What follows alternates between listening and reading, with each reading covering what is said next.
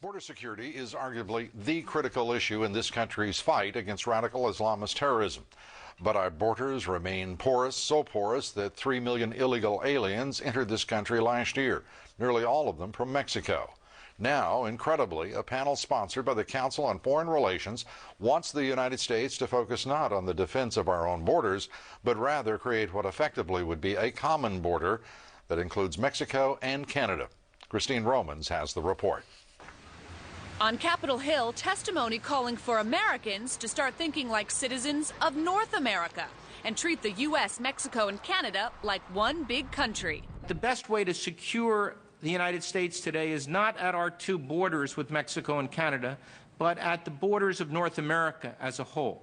That's the view in a report called Building a North American Community. It envisions a common border around the U.S., Mexico, and Canada in just 5 years, a border pass for residents of the three countries, and a freer flow of goods and people. Task Force member Robert Pastor. What we hope to accomplish by 2010 is a common external tariff, which will mean that goods can move easily across the border. We want a common security perimeter around all of North America so as to ease the travel of people within North America. Buried in 49 pages of recommendations from the task force, the brief mention we must maintain respect for each other's sovereignty. But security experts say folding Mexico and Canada into the U.S. is a grave breach of that sovereignty. That's what would happen if anybody serious were to embrace this strategy for homogenizing the United States and its sovereignty with the very different systems existing today in Canada and Mexico. Especially considering Mexico's problems with drug trafficking, human smuggling, and poverty. Critics say the country is just too far behind the U.S. and Canada to be included in a so-called common community. But the task force wants military and law enforcement cooperation between all three countries. Indeed, an exchange of personnel that bring Canadians and Mexicans into the Department of Homeland Security. And it wants temporary migrant worker programs expanded with full mobility of labor between the three countries in the next 5 years.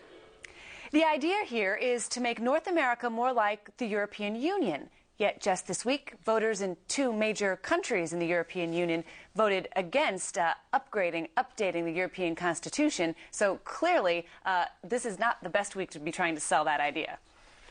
Americans must think that our political and academic elites have gone utterly mad at a time when 3.5 years, approaching 4 years after September 11th, we still don't have border security, and this group of elites is talking about not defending our borders finally, but rather creating new ones. It's astonishing. The theory here is that we are stronger together, three countries in one, rather than alone.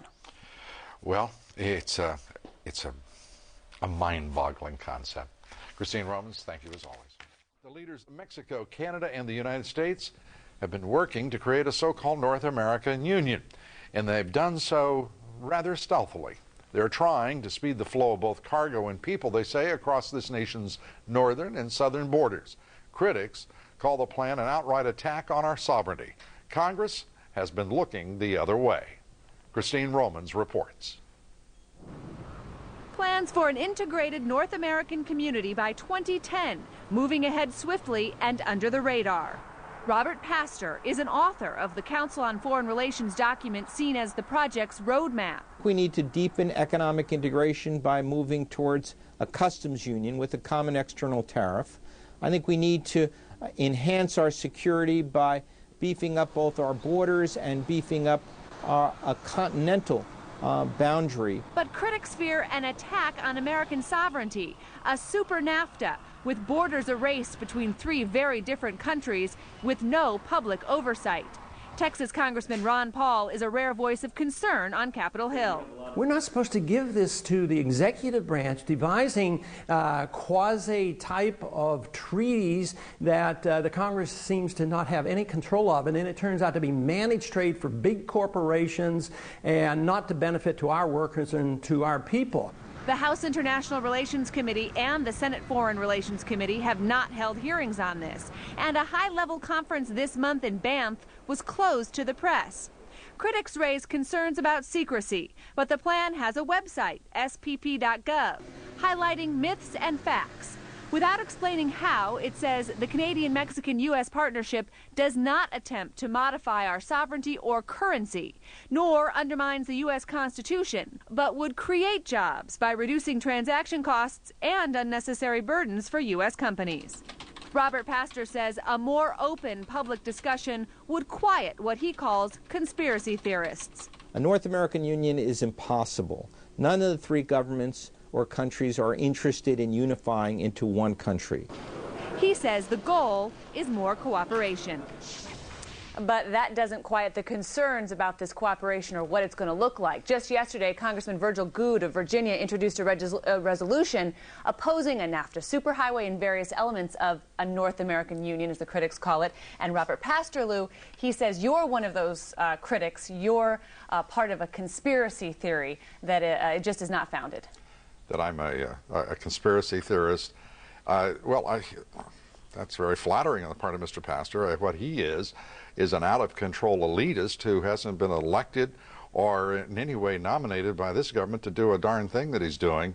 And the fact that this administration and some of this country's largest corporations are pushing ahead with this, with some of Canada's leading elites and Mexico's, there is not a single thing in this that even remotely has legitimacy. And the fact that this Congress, thank goodness that Virgil Goode stepped up here, the fact that this Congress is not demanding an investigation into this right now is sickening. This is elitism run rampant, and it's just, to me, it's just inexplicable why it's being tolerated. Pastor, what's his qualification? He's studied North America and its institutions for 30 years. Ah, good. And this is his conclusion after all that study at the Council of Foreign Relations. Thank you very much, Christine Romans. That brings us to the subject of our poll tonight. And Mr. Pastor, listen up, because what we're going to do here is we're going to talk to somebody besides the head of a U.S. multinational or one of your little Bush administration friends or any of those other elitists in Canada or Mexico. Here we go. Let's see what people have to say about your little idea. Do you believe there should be a federal investigation of U.S. government efforts to support a North American Union? Yes or no? Please cast your vote at LouDobbs.com. We'll have the results later here in the broadcast. Results of our poll overwhelming. 97% of you say there should be a federal investigation of U.S. government efforts to support that North American Union.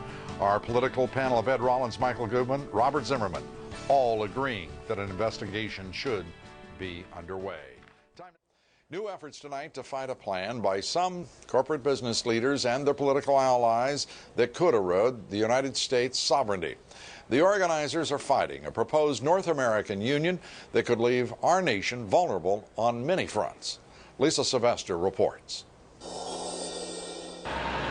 Mexican truck drivers may soon haul cargo deep into the heart of the United States. They're currently limited to within 20 miles of the U.S. border. It could mean U.S. job losses and serve as a gateway for human and drug smuggling. This would basically make a driver from Mexico be able to freely go about throughout the United States. And to us, that's scary from a safety standpoint, but it's especially scary from the standpoint of security. Critics say U.S. sovereignty is also on the line. To understand, go back to 2005. President Bush, Mexican President Vicente Fox, and then Canadian Prime